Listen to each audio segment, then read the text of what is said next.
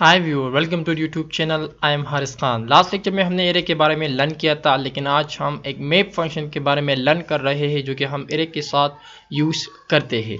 तो आज basically learn करेंगे कि हम क्यों एरे के साथ मैप फंक्शन यूज़ करेंगे और मैप फंक्शन क्या करता है actually. So look, the map function is used to show the list of element from an array. अगर एरे के एलिमेंट को हम लिस्ट करना चाहते हैं, उसको शो अप करना चाहते हैं, तो उसको एक्सट्रैक्ट करना चाहते हैं, उसको डिस्प्ले करना चाहते हैं, तो उसके लिए हम जो है मैप फंक्शन का इस्तेमाल करते हैं। Properly saying, the map methods create a new array with the result of calling a provided functions on every element in the calling array. तो सिंपली हम ये कह सकते हैं कि मैप फंक्शन हमारे पास एक न्यू एरे क्रिएट करता है और उस एरे के अंदर जो एलिमेंट भी हो, मीन उसके तमाम एलिमेंट्स को प्रीवियस एरे के तमाम एलिमेंट्स को वन बाय वन वो कॉल करता है। तो बेसिकली अब हम इसे प्रैक्टिकली इम्प्लीमेंट करेंगे, तब आप लोगों को क्लियर हो जाएगा। लेकिन यहाँ पर एक बात जहन में रख के कि मैप फंक्शन हमारे पास 3 to 4 आर्गूमेंट ले सकता है, लेकिन जो डिस्कस करेंगे हम वो 2 आर्गूमेंट हम आज डिस्कस करेंगे जो कि बहुत इंपॉर्टेंट है और यूज़ होते हैं। एक ये कि हमारे पास करंट वैल्यू, इससे हम रिटर्न करेंगे एक आर्गूमेंट, और दूसरा इंडेक्स, क्योंकि इंडेक्स हमारे पास बहुत ज़रूरी है एरे में। इंडेक्स अगर हम नहीं देते हैं तब भी हमारा काम चल जाएगा, लेकिन still we will have a warning. तो उस वार्निंग को बचने के लिए, उस वार्निंग से अपने आप को बचाने के लिए we need to use index. So let's get started. Practical example करने के बाद आप लोगों को क्लियर हो जाएगा। प्रीवियस वीडियो में हमने ये एरे डिक्लेयर किया था स्टेट के अंदर, आप देख रहे हो, जिसकी वैल्यू है 1 2 3 एंड 4, और इसके रिजल्ट को यहाँ पर हमने इस तरह डिस्प्ले किया। अगर ये मिसाल के तौर पर इसका आउटपुट हम यहाँ पर देखें, एज यू कैन सी, तो यहाँ पर लिखा गया है 1, क्योंकि हमने यहाँ पर इंडेक्स 0 जो है वो क्या किया है, डिस्प्ले किया है। This dot state dot array index 0। अगर मैं इसको यहाँ पर 1 करता हूँ तो इंडेक्स 1 हमारे पास डिस्प्ले हो जाएगा, और अगर मैं इंडेक्स 1 पे हमारे पास 2 वैल्यू है तो वो डिस्प्ले हो चुका है। अब मैं चाहता हूँ कि ये तमाम वैल्यू जो है मैं इसे डिस्प्ले करना चाहता हूँ। इस एरे के अंदर जितने भी एलिमेंट्स है सब के सब को मैं डिस्प्ले करना चाहता हूँ, तो वो मैं कैसे जो है वो डिस्प्ले करूँगा। सो मैप फंक्शन जो है एक्चुअली हमें ये हेल्प देता है कि उसके ज़रिए हम इसको आसानी के साथ डिस्प्ले कर सकते हैं। और अगर मैनुअली हम यहाँ से करेंगे तो हम इसको रिपीट करेंगे, इंडेक्स 1 के बजाय 2, फिर 3, फिर 4, इसी तरह आगे जाएंगे। लेकिन मैप फंक्शन के जरिए हम आसानी के साथ कर सकते हैं। सो स्टार्ट करते हैं। एक बात जहन में याद रखिए कि मैप फंक्शन हमारे ओरिजिनल एरे एरे के जो वैल्यूज है उसको चेंज नहीं करते, बल्कि एक सेपरेट मीन एक न्यू एरे क्रिएट करता है। सो लेट्स गेट स्टार्टेड। एक वेरिएबल मीन एक एरे डिक्लेयर करते हैं जिसे मैं नेम देना चाहूँगा न्यू एरे, और ये इक्वल होगा किस चीज़ के, इसमें हम स्टोर कर रहे हैं हमारा ये जो प्रीवियस एरे है, यहाँ पर जो आप लोग देख रहे हो एर जिसका नाम है, उसके साथ में मैप फंक्शन जो है वो कॉल करूँगा। और जैसे कि मैंने कहा कि मैप फंक्शन हमारे पास 2 आर्गूमेंट लेते हैं, तो यहाँ पर हम आम फंक्शन भी डिफाइन कर सकते हैं जिसके अंदर हम 2 आर्गूमेंट पास करें, और एरो फंक्शन भी डिफाइन कर सकते हैं।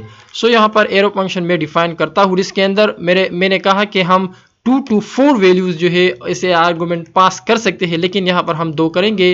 यहाँ पर आप लोग देख भी रहे हो कि ये हमारे पास कॉल बैक फंक्शन क्या करेगा, एक वैल्यू मीन करंट वैल्यू लेता है, दूसरा हमारे पास ये इंडेक्स लेता है, तीसरा ये रीड ओनली एक एरे लेता है, और चौथा भी हमारे पास ये एक second argument as a big term में हम कह सकते हैं, और फोर्थ आर्गूमेंट हम इसके प्रीक्विज कह सकते हैं। लेकिन यहाँ पर हम ये 2 डिस्कस करने जा रहे हैं जो कि हमारे काम की चीज़ें हैं, values and value mean current value and index. So यहाँ पर मैं लिख दूंगा मिसाल के तौर पर, एक हमारे पास ये लेता है करंट वैल्यू, तो ये एक आर्गूमेंट हो गया, दूसरा इंडेक्स जो है ये लेता है, तो ये 2 हमारे लिए काफ़ी है। अब इसके अंदर जो है हम क्या करेंगे, हम एक्चुअली डिस्प्ले करना चाहते हैं, तो हम यहाँ पर क्या करेंगे, रिटर्न करेंगे, क्योंकि हम इस एरे के अंदर जितने भी एलिमेंट्स है उसको हम रिटर्न करना चाहते हैं।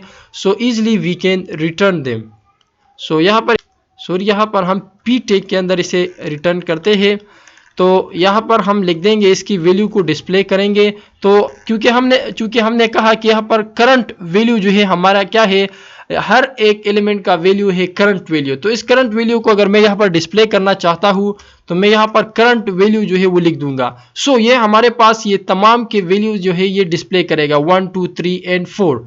मीन ये करंट वैल्यू इस वक्त हमारे साथ क्या है, इसके अंदर हमारे पास ये करंट वैल्यू मौजूद है। तो ये आइट्रेट करता जाएगा और हमारे पास जितने भी वैल्यूज मौजूद थे इनसाइड द एरे वो जो है वो इस न्यू एरे में स्टोर करेगा। अब इसको मैं सेव करता हूं तो हमें कुछ रिजल्ट नहीं मिलेगा क्योंकि हमने इसको कॉल नहीं किया है।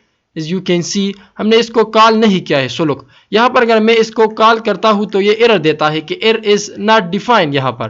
तो इसको डिफाइन करने के लिए, क्योंकि यहाँ पर स्टेट के अंदर ये डिफाइन किया गया है, तो हम यहाँ पर लिख सकते हैं, इस तरह लिख सकते। यहाँ पर जो है इसके लिए हम लिखेंगे दिस डॉट, मैं एच यहाँ से कॉपी करता हूँ, एच पे रिकॉर्डिंग स्टॉप होता है सॉरी, तो यहाँ पर मैं एच कॉपी करता हूँ, फिर सॉरी टी के बाद एच।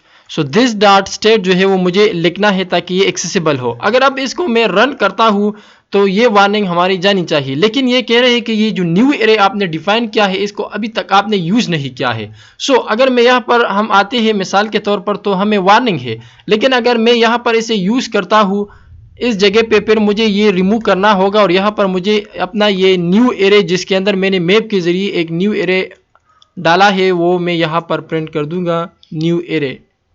तो अब इसको मैं कंट्रोल एस करता हूँ और रिजल्ट देखते हैं तो हमारे सब के सब वैल्यू यहाँ पर डिस्प्ले हो चुके हैं। This is nothing but the beauty of map function. So map function के जरिए हमने इसको क्या कर दिया, डिस्प्ले कर दिया। अब इसके साथ जो भी हम करना चाहते हैं वो कर सकते हैं। मिसाल के तौर पर जितने वैल्यू मेरे पास मौजूद थे इस एरे के अंदर, मैं कहता हूं कि उसके वैल्यू को मैं जो है 10 के साथ मल्टीप्लाई करना चाहता हूं और इस एरे में न्यू एरे में स्टोर करना चाहता हूं। तो यहां पर मैं लिख दूंगा मल्टीप्लाई 10। अब इसकी वैल्यू हमारे पास 10 से मल्टीप्लाई हो गया। मैं कंट्रोल एस करके यहां पर रिजल्ट देख दूंगा तो हमारे पास 1 will become 10 and 2 will become 20, क्योंकि 2 के साथ उसको ये क्या कर रहा है, मल्टीप्लाई कर रहा है, सॉरी 10 के साथ, सॉरी जो भी मैं इसके साथ करना चाहता हूं यहां पर मैं कर सकता हूं क्योंकि मैप फंक्शन हमें यह सहूलत देता है। लेकिन अगर यहां पर आप लोग देखें तो मैंने इंडेक्स जो है वो नहीं दिया है, मैंने इंडेक्स को यूज नहीं किया है, मैं सिर्फ करंट वैल्यू को भी यूज कर सकता हूं। लेकिन अगर मैं इंस्पेक्ट पे चला जाता हूं तो I will have a warning, क्योंकि डुप्लीकेट जो है वो भी आ सकते हैं क्योंकि की हमारे पास नहीं गिवन है। तो यहाँ पर ये जो वार्निंग आप लोग देख रहे हो कंसोल पे, तो वो यही आप लोगों को बताएगा कि आपने जो है की डिफाइन नहीं किया है। तो एवरी एलिमेंट को यूनिक बनाने के लिए we must need to define index for each and every element. तो उसके लिए सिंपल जो है इस वार्निंग को अवॉइड करने के लिए हम यहाँ पर सिंपली लिख सकते हैं। मिसाल के तौर पर मैं लिखता हूँ index equal to sorry ID equal to index, ID equal to index मैं यहाँ पर लिख दूंगा और इसे कंट्रोल एस कर दूंगा तो फिर ये हमारे पास कोई भी इस तरह से वार्निंग नहीं देगा। और क्योंकि हर एक एलिमेंट को, हर एरे के हर एक एलिमेंट को अपना यूनिक की जो है वो असाइन हो जाएगा। सो उम्मीद करता हूं कि मैप फंक्शन आप लोगों को क्लियर हो चुका होगा। सो नेक्स्ट लेक्चर में मिलते हैं, तब तक के लिए इजाजत दीजिए, अल्लाह हाफिज़।